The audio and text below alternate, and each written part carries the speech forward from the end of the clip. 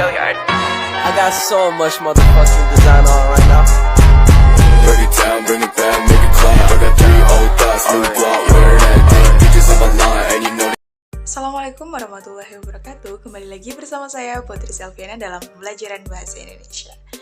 Nah, minggu lalu kita sudah belajar mengenai puisi, dan minggu ini pada pertemuan kali ini kita akan belajar mengenai teks editorial. Apa sih teks editorial? Bagaimana sih cara menyusun teks editorial? Apa saja yang terkandung dalam teks editorial? Simak video berikut. Sebelum kita lanjut ke materi, adapun kompetensi dasar yang akan kita capai dalam pembelajaran kali ini yaitu menganalisis dan menjelaskan mengenai pengertian, struktur, dan kebahasaan dari teks editorial. Nah, selanjutnya ada pengertian nih.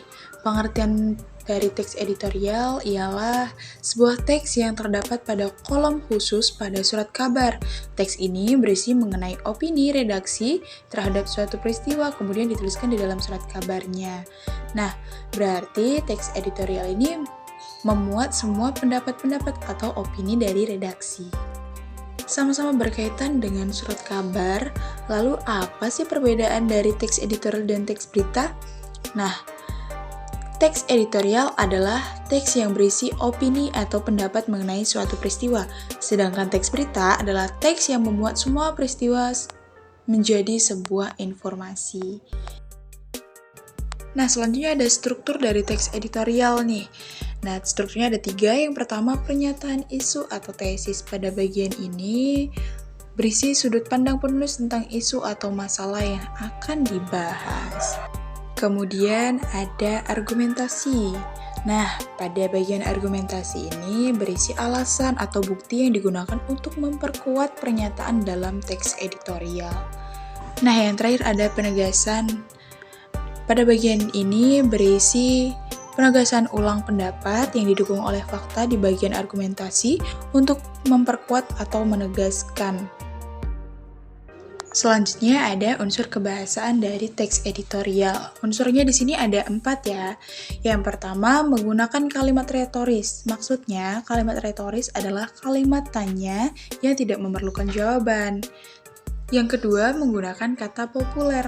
Nah, kata populer ialah kata-kata yang sering digunakan atau sering muncul sehingga teks editorial mudah untuk dimengerti oleh semua kalangan. Nah, selanjutnya yang ketiga yaitu menggunakan kata ganti penunjuk. Kata ganti penunjuk ini untuk menunjukkan waktu, tempat, peristiwa, atau hal yang menjadi fokus utama ulasan.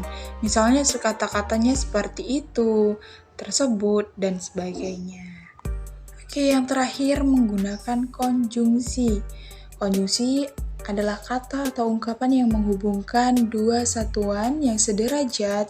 Kata konjungsi tersebut menghubungkan antara kata dengan kata, frasa dengan frasa, klausa dengan klausa, atau kalimat dengan kalimat.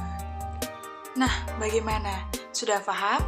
Itu tadi sedikit penjelasan dari saya mengenai pengertian, perbedaan, kemudian struktur, dan juga unsur kebahasaan dari teks editorial. Semoga video ini bisa membantu adik-adik dalam pembelajaran bahasa Indonesia.